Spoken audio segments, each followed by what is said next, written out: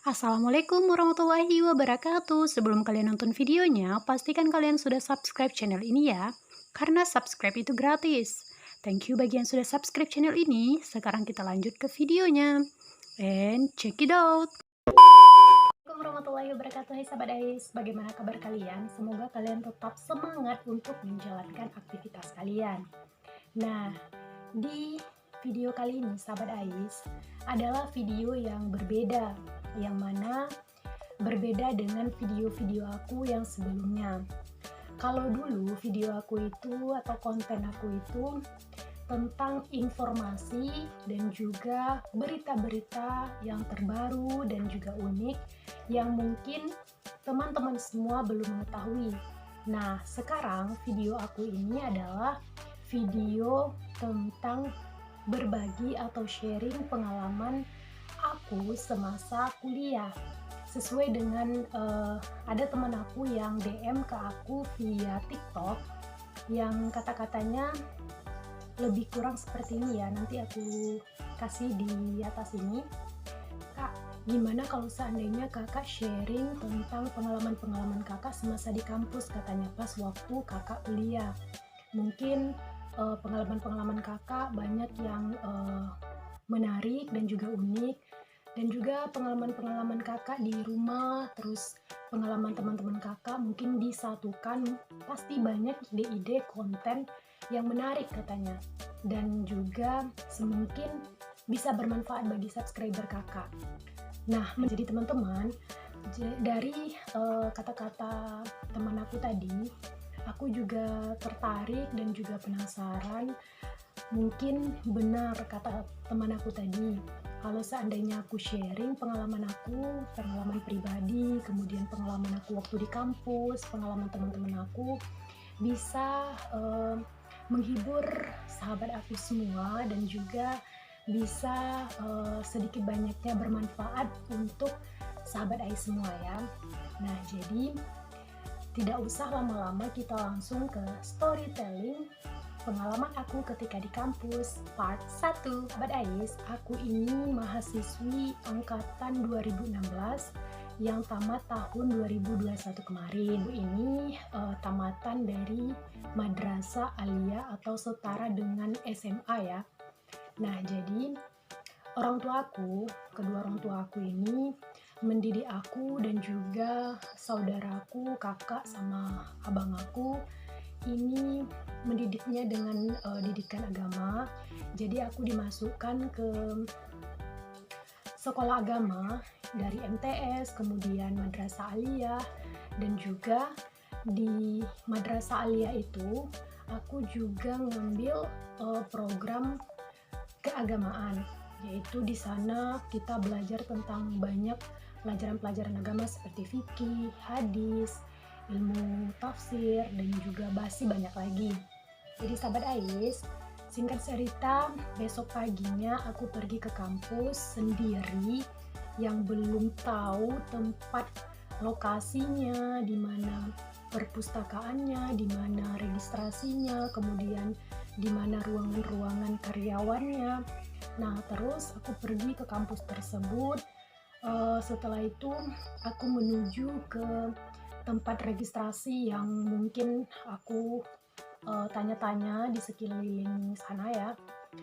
Karena sahabat Ais, kelebihan aku itu satu, karena aku ini tidak malu untuk bertanya ya. Dan kadang kan orang-orang dia belum tahu, tetapi dia malu untuk bertanya. Nah, tapi aku enggak. Aku walaupun pemalu, aku tetap mudah untuk bertanya dan juga gampang untuk kenalan sama orang lain.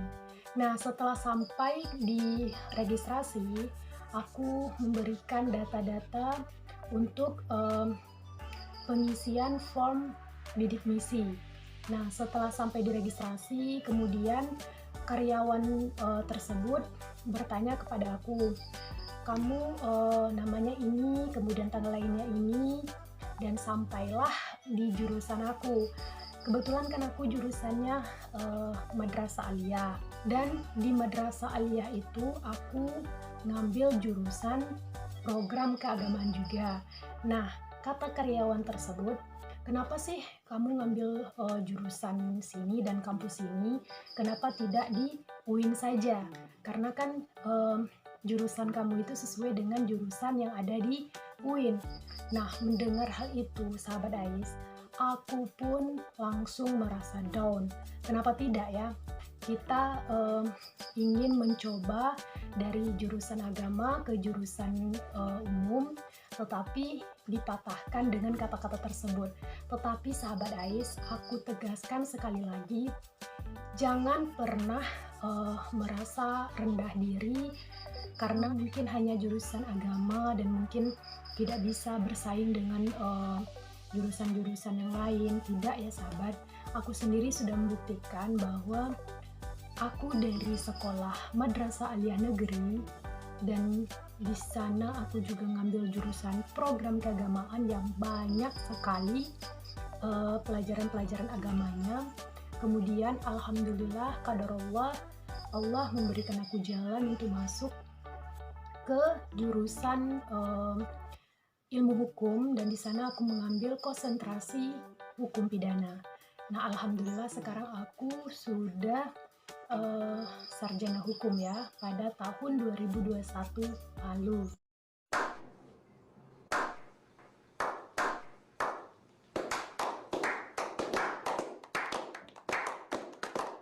Nah sahabat, kalian pasti bertanya-tanya apakah masuk program bidik misi itu gampang atau sedang atau sulit.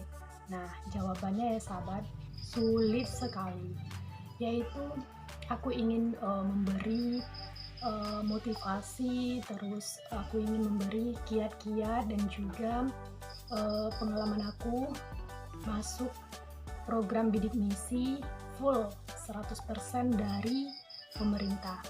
Nah, penasaran bagaimana kiat-kiat dan juga tipsnya?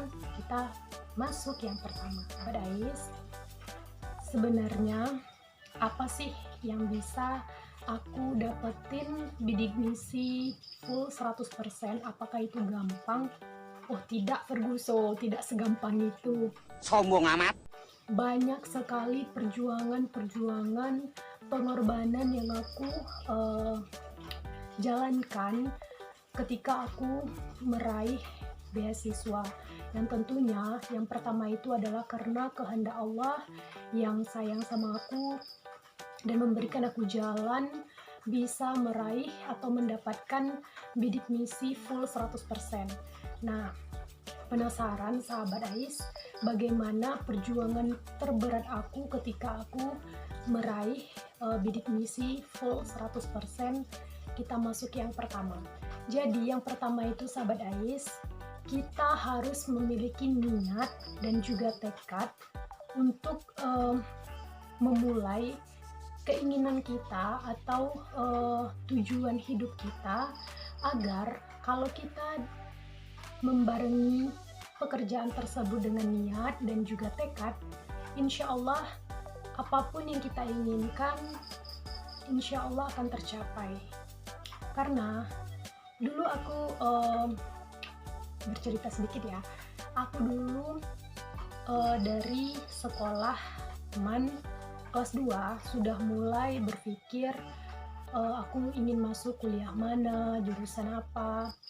Nah, sedangkan kedua orang tuaku tidak mendukung sama sekali aku ini kuliah, karena kedua orang tuaku itu bisa dibilang tidak terlalu kaya dan tidak terlalu di bawah sekali ya, jadi ibaratkan sedang.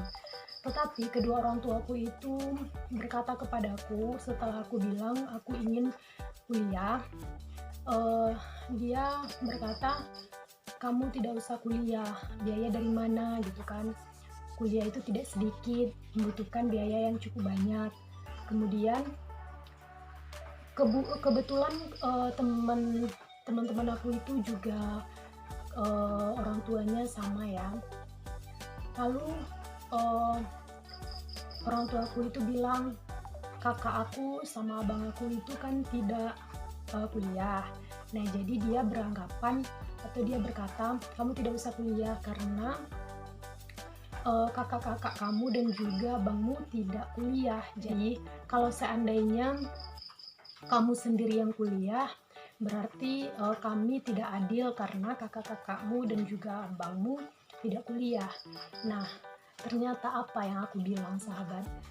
Tenang ayah sama ibu, aku tetap kuliah.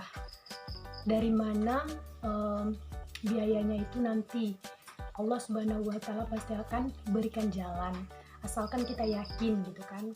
Nah, ternyata sahabat Ais, alhamdulillah Allah memang berikan jalan dari arah yang tidak kita sangka-sangka ya. Kita masuk kiat yang kedua, apa sih aku bisa mendapatkan beasiswa full gitu kan dari pemerintah, adalah keyakinan. Nah, jadi kita harus yakin dalam apapun yang akan kita tuju, karena keyakinan itu yang bikin kita kuat buat menggapai itu semua. Mungkin orang lain beranggapan kita itu tidak mampu untuk melakukan itu, tetapi dengan adanya keyakinan disertai dengan doa, usaha, dan juga tawakal kepada Allah, insya Allah semua yang kita inginkan itu bisa tercapai dengan mudah, insya Allah. Nah, yang ketiga sahabat, kiatnya yaitu jangan pernah lihatkan sedih kita, kemudian marah kita atau kecewa kepada orang tua ketika kita atau keinginan kita tidak sesuai dengan yang kita inginkan.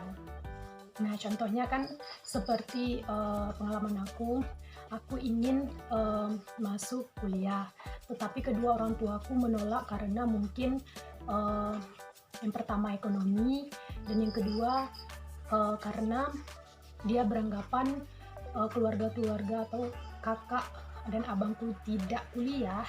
Nah, jadi kalau aku dikuliahkan sendiri maka mereka tidak adil. Nah, berarti kan itu kan menimbulkan kekecewaan diri kita. Nah, tapi jangan lihatkan hal tersebut kepada orang tua, karena kalau misalkan kita perlihatkan kekecewaan atau kesedihan kita, maka kedua orang tua kita itu akan sedih dan takutnya nanti kita tidak dapat doa dari mereka.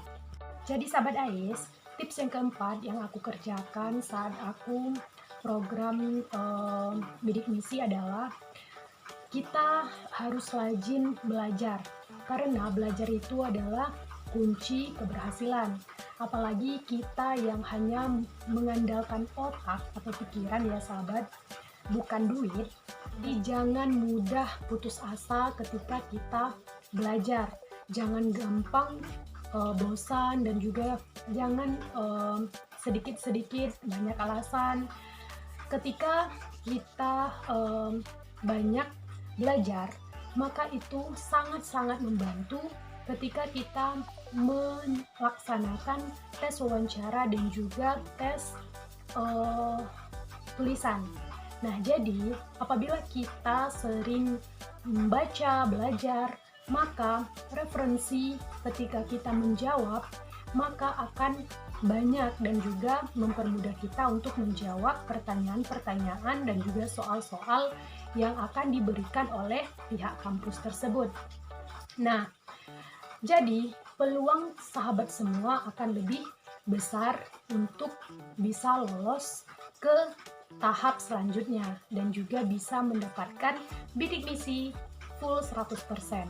Nah, jadi sahabat, itulah yang Ais jalankan ketika mendapatkan bidik misi. Alhamdulillah sekali full dari pemerintah, yang tidak lain dan tidak bukan adalah itu semua pemberian dari Allah Subhanahu wa Ta'ala. Terakhir sahabat, jangan lupa berdoa, berusaha.